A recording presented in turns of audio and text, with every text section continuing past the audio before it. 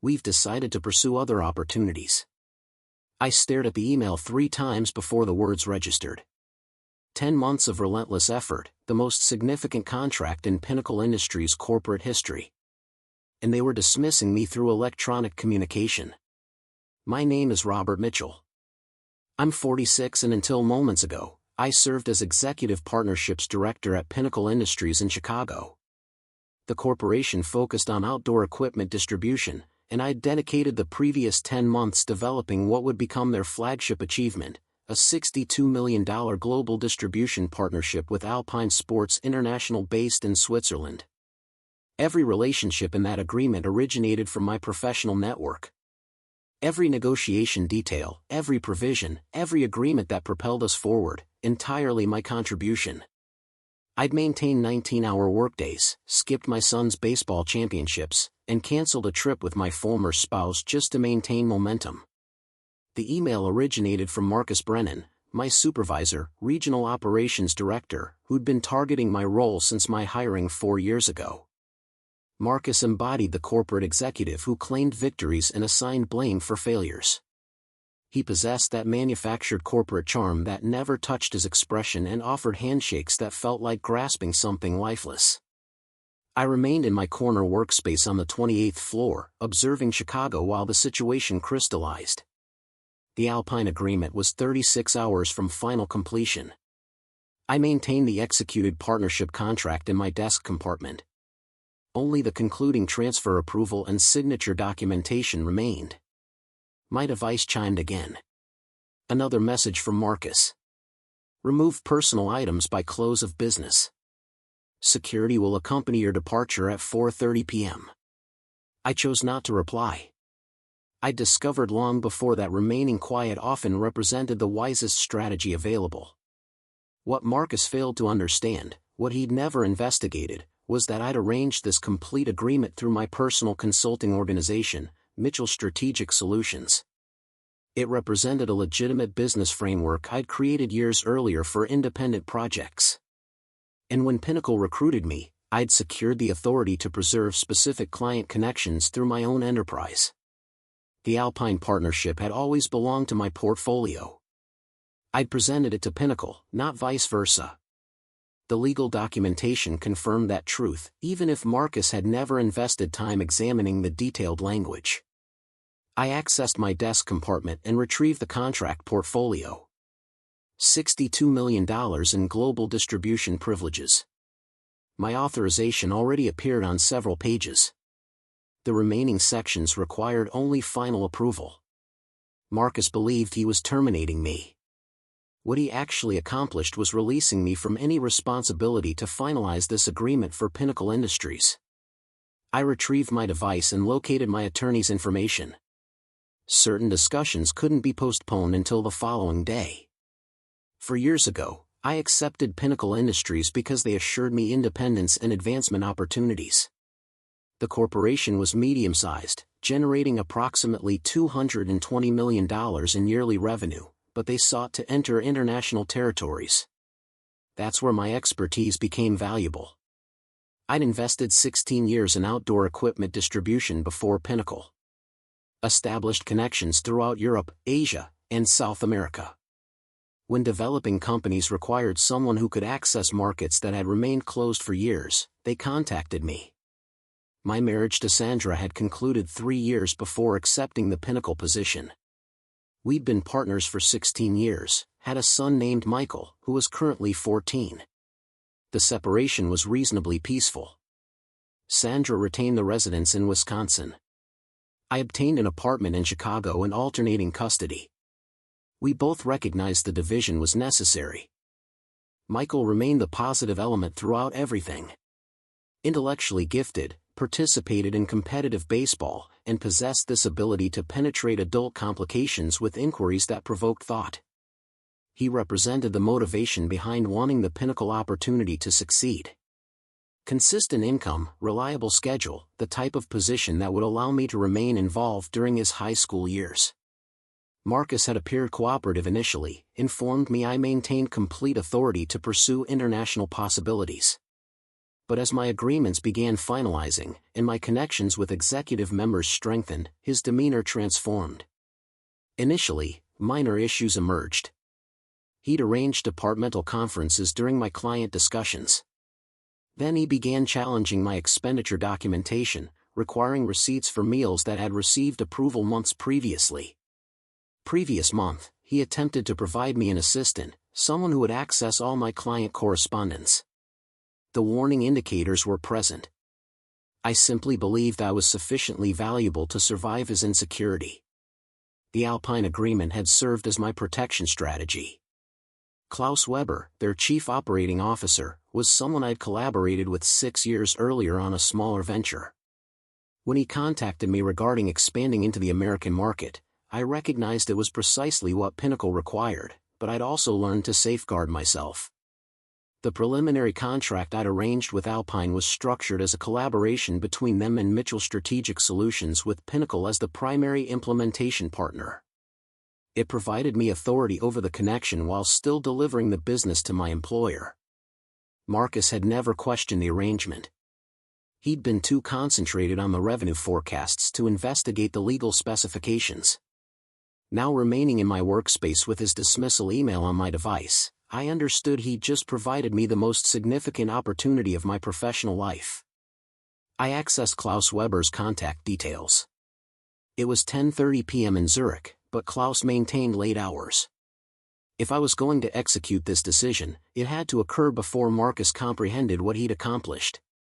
Certain opportunities only presented themselves once, and sometimes they arrived disguised as a termination email. I contacted Klaus at 10:45 p.m. his time. He responded on the first ring. "Robert, I was expecting your call. Are we maintaining our schedule for Friday's final completion?" "There's been a change," I explained. "Pinnacle has ended my employment effective today." Silence from his end. "Then I understand. And what does this indicate for our contract?" I'd been considering the same question for the previous hour. The partnership contract was completely clear. Alpine Sports International was contracting with Mitchell Strategic Solutions for American distribution privileges. Pinnacle was designated as the implementation partner, but they weren't the primary contractor. The contract remains as documented. I informed Klaus Mitchell Strategic Solutions continues fully dedicated to the partnership. We'll need to locate a new implementation partner, but that shouldn't affect our schedule. Excellent. I must confess, Robert, we've had reservations about Pinnacle's ability to manage our volume requirements. Klaus had always been straightforward. It was one of the qualities I appreciated about our professional relationship. What type of reservations? Their storage facilities are outdated. Customer support response periods are excessive. We've been contemplating suggesting you locate a more capable partner regardless. This was information I hadn't possessed. I'd been so concentrated on finalizing the agreement that I hadn't been monitoring Alpine's satisfaction with Pinnacle's operational performance. Do you have alternative partners under consideration? We've been impressed with Streamline Logistics' performance. They manage distribution for several of our North American partners currently. Would you be willing to investigate that possibility? Streamline Logistics? I was familiar with them. They were more extensive than Pinnacle, more advanced, and had been attempting to enter the outdoor equipment market for years. If I could arrange a partnership with them instead of Pinnacle, the agreement would actually be superior. I'll contact Streamline tomorrow, I said. Assuming they're interested, we could potentially advance the schedule instead of postponing it. Perfect.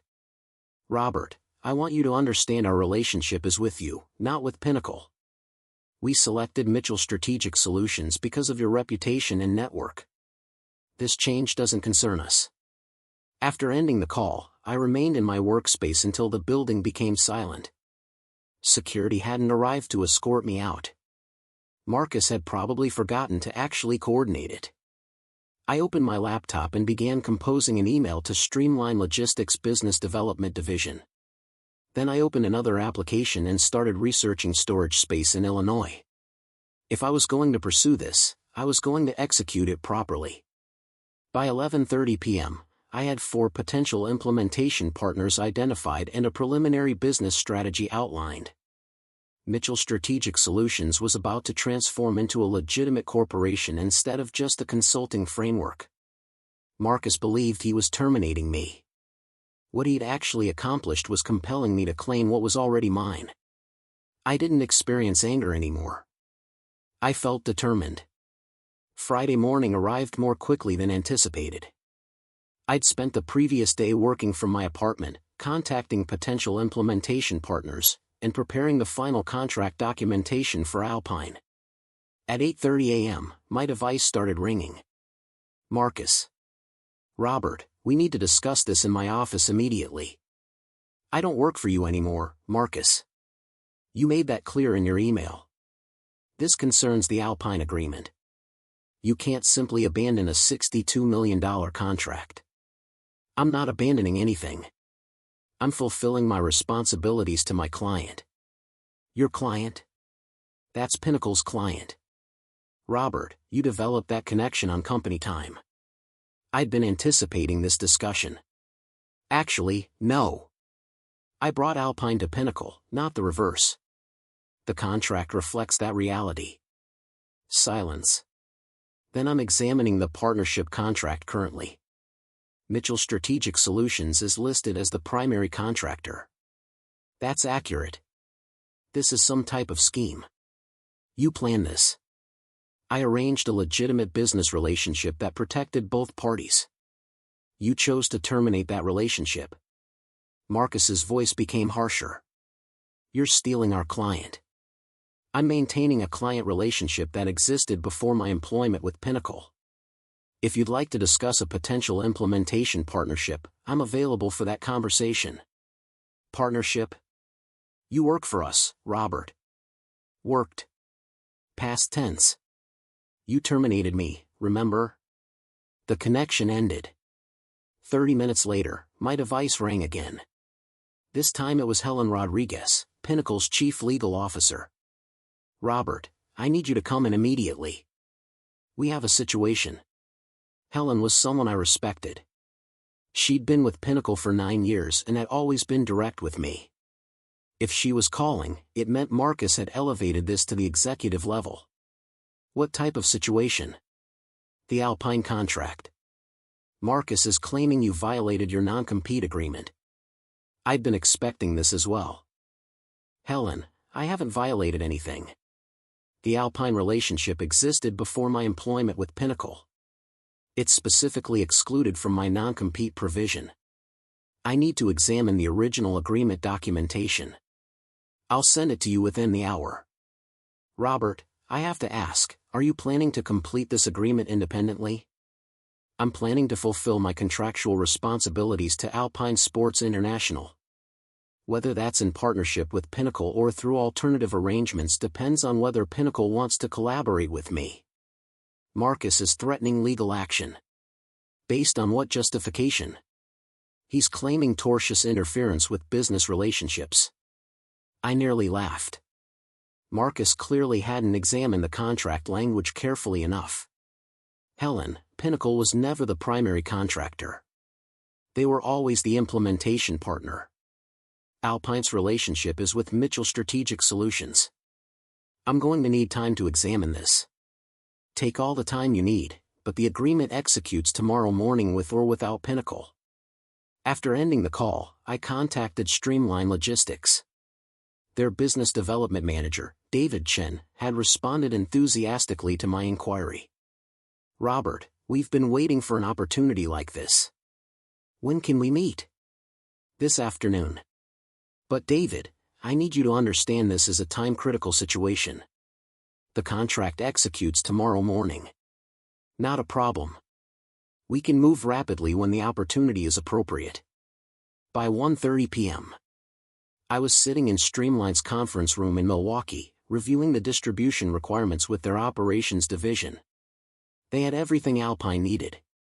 Contemporary storage facilities, advanced inventory management systems, and established relationships with international shipping partners. This is exactly the type of partnership we've been seeking, David said. We can handle the implementation requirements immediately. At 3:30 p.m., Helen Rodriguez called back. Robert, I've examined the contract language. You're correct. Pinnacle was never the primary contractor, but Marcus is insisting we contest this. On what basis? He's convinced the board that you've acted in bad faith. Helen, I've acted exactly according to the agreements we all executed. If Marcus wants to challenge that, he's welcome to attempt it. He's threatening to sue you personally for breach of fiduciary duty. That one gave me pause. A personal lawsuit would be expensive and time-consuming even if I ultimately prevailed. What does the board think? The board wants the revenue. If you can guarantee completion of the Alpine agreement, they're willing to negotiate. What type of negotiation? Revenue sharing. 60/40 split on the Alpine profits. I considered it for 20 seconds. No agreement. Robert, Helen, Marcus terminated me by email. He made this choice. I'm not giving him majority of an agreement. He attempted to steal from me. Then we'll see you in court. Looking forward to it. That evening, I was reviewing the final contract documents when my device rang. Unknown number. Robert Mitchell speaking. This is Thomas Anderson, board member at Pinnacle. We met briefly at the annual dinner last year. I remembered him. Distinguished gentleman, maybe 63, who'd made his fortune in manufacturing before joining Pinnacle's board. Mr. Anderson, what can I do for you? I'm calling about this situation with Marcus and the Alpine agreement. I've been examining the documentation, and I think there's been a misunderstanding. What type of misunderstanding? Marcus told the board that you'd stolen a client and violated your employment agreement, but the paperwork tells a different story. I waited for him to continue. The truth is, you brought this agreement to us, didn't you? Yes, sir. Alpine approached me directly based on previous work we'd done together, and you structured it as a partnership to protect both parties. That's correct. Robert, I need to ask you something directly. Did Marcus know about the contract structure when he terminated you? He had access to all the documentation. Whether he read it is a different question. Anderson was quiet for a moment. The board wasn't consulted about your termination. Marcus acted unilaterally. This was new information. I see. Several of us are questioning his judgment. A $62 million agreement doesn't just happen by accident. Someone with your track record doesn't get terminated by email without board approval. What are you suggesting, Mr. Anderson? I'm suggesting that Marcus made this personal when it should have remained professional. The question now is whether there's still a way to salvage the relationship. With all due respect, sir, Marcus burned that bridge when he sent me an email instead of having a conversation. What if Marcus wasn't part of the equation anymore? That got my attention. What do you mean? The board is meeting tomorrow morning at 7:30 a.m. Marcus's position is under review because of the Alpine situation and several other questionable decisions that have come to light recently. I thought about the implications. If Marcus was out, the board might be willing to negotiate a different arrangement. But I'd already committed to streamline logistics, and frankly, I was beginning to appreciate the idea of being my own boss. Mr. Anderson, I appreciate the call, but I've already made alternative arrangements for implementation. The agreement completes tomorrow morning as scheduled with Streamline. You've done your homework. Robert, what would it take to bring you back as a partner, not an employee? Marcus would have to be gone, and I'd want equity, not just revenue sharing. How much equity? 25% of the international division with complete autonomy over client relationships. That's a significant stake. It's a significant agreement and it won't be the last one if I'm properly incentivized. Anderson was quiet for a long moment. I'll present your terms to the board tomorrow morning. Respectfully, sir, I don't need Pinnacle anymore. If you want to partner with me, it has to be worth my while. I understand. Robert, can I ask you something? Sure. How long have you been planning this? Planning what? The independent structure, the backup implementation partner. You were ready for this. I thought about how to answer that honestly. Mr. Anderson, I've been working in this industry for 16 years. You learn to protect yourself. I didn't plan for Marcus to terminate me, but I wasn't caught completely off guard either. That's smart business. It's survival. After ending the call, I poured myself a whiskey and looked out at the Chicago skyline. Tomorrow morning, $62 million would transfer into Mitchell Strategic Solutions' business account. Whether Pinnacle wanted to be part of that future was up to them, but either way, I was done working for people who communicated through email messages. Friday morning, 8:30 a.m. I was sitting in Streamline's conference room with David Chen and his legal team, reviewing the final implementation agreement. My laptop was open to the Alpine contract portal, waiting for the 9:30 a.m. execution window. Everything looks good on our end, David said. As soon as the primary contract executes, we're ready to begin inventory transfers. My device buzzed. Text message from Helen Rodriguez. Board voted. Marcus is out. They want to meet with you. I showed the message to David. What do you think? I think you have options, he said. But we have a good thing here, Robert. Streamline can offer you resources that Pinnacle never could. He was right. They had international experience, better technology, and deeper pockets. A partnership with them would position Mitchell Strategic Solutions for growth beyond just the Alpine agreement. At 9:15 a.m., Thomas Anderson called. Robert, the board voted unanimously to terminate Marcus's employment. We'd like to discuss bringing you back as head of international development. What type of package? Base salary of $320,000 plus 20% equity in the international division plus performance bonuses tied to agreement closure. It was a good offer, better than what I'd been making as partnerships director, but I'd already tasted independence and it felt right. Mr. Anderson, I appreciate the offer, but I'm going to decline. Robert, that's a generous package. It's not about the money. I've already committed to an implementation partnership with Streamline. The agreement structure works better for everyone involved. What can we do to change your mind? Nothing. This isn't personal, sir. It's business. Pinnacle had its chance to keep me satisfied. Marcus chose a different path. Anderson was quiet for a moment. I understand. Is there any possibility of future collaboration? Always. If Pinnacle wants to partner on specific agreements, I'm open to those conversations, but as equals, not as employer and employee.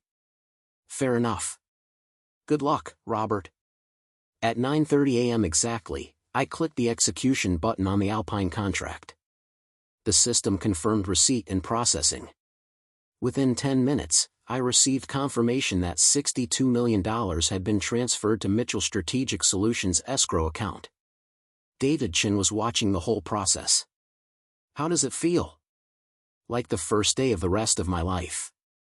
My device started ringing immediately. Klaus Weber. Robert, congratulations. The transfer is confirmed on our end. We're excited to begin this partnership. Thank you, Klaus. Streamline is ready to handle all implementation requirements. You're going to be impressed with their capabilities. Excellent.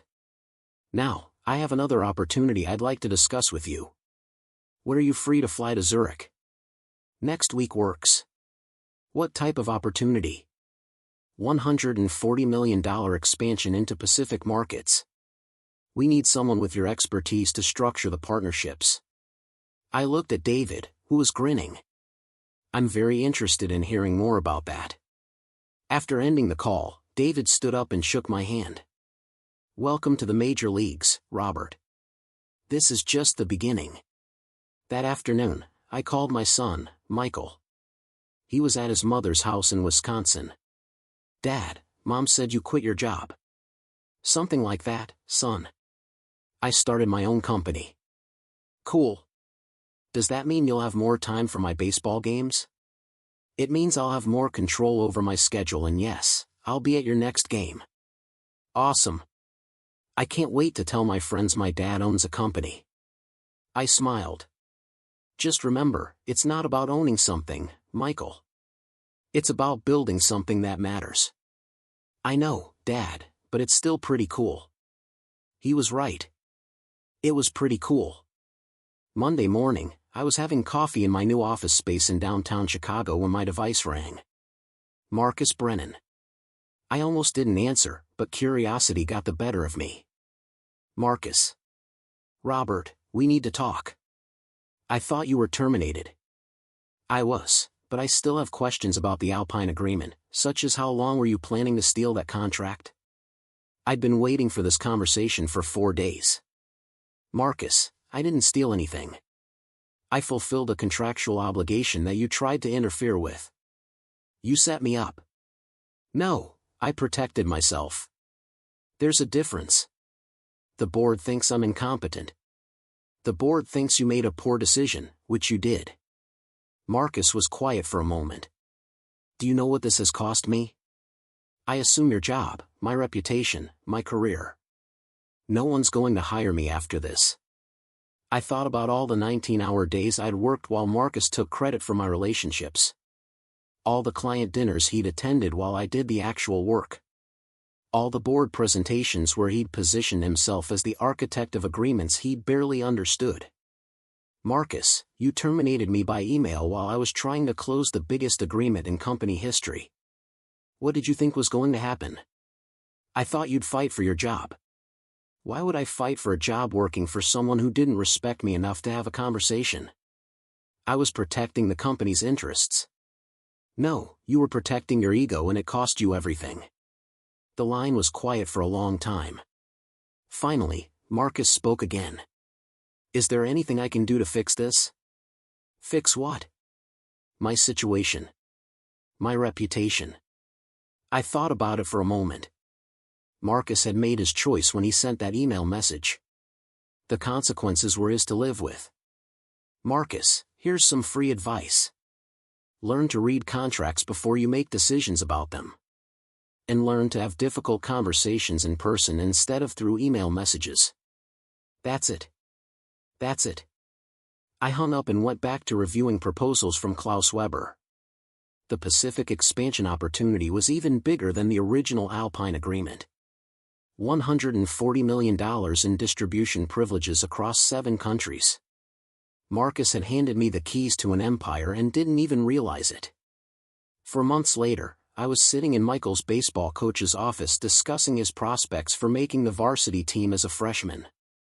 He's got the skills, Coach Thompson said. And the work ethic, just like his old man, I imagine. I smiled. He gets that from his mother. After the meeting, Michael and I drove to our favorite restaurant in Wisconsin. It had become our tradition after his games, just the two of us talking about whatever was on his mind. Dad, Sandra said you made a lot of money on your new company. Your mom's right, but money isn't the most important thing, Michael. What is? Control over your own life. The ability to make decisions that align with your values. He thought about that while working on his cheeseburger and fries. Is that why you left your old job? I didn't leave it, son. It left me. But yes, starting my own company means I get to choose who I work with and how I treat people. Will you ever work for someone else again? I considered the question seriously. Probably not. Once you've tasted independence, it's hard to go back. Good. I like that you're happier now. He was right. I was happier. The Pacific expansion agreement had closed 3 weeks earlier. Mitchell Strategic Solutions now had distribution partnerships worth over $220 million. More importantly, I had complete control over those relationships. My device buzzed. Text message from Klaus Weber. Robert, we have another opportunity to discuss. This one's worth $350 million. When can we meet? I looked at my son, who was telling me about his plans for high school, and smiled. Some text messages were worth answering immediately. Others could wait until after cheeseburgers.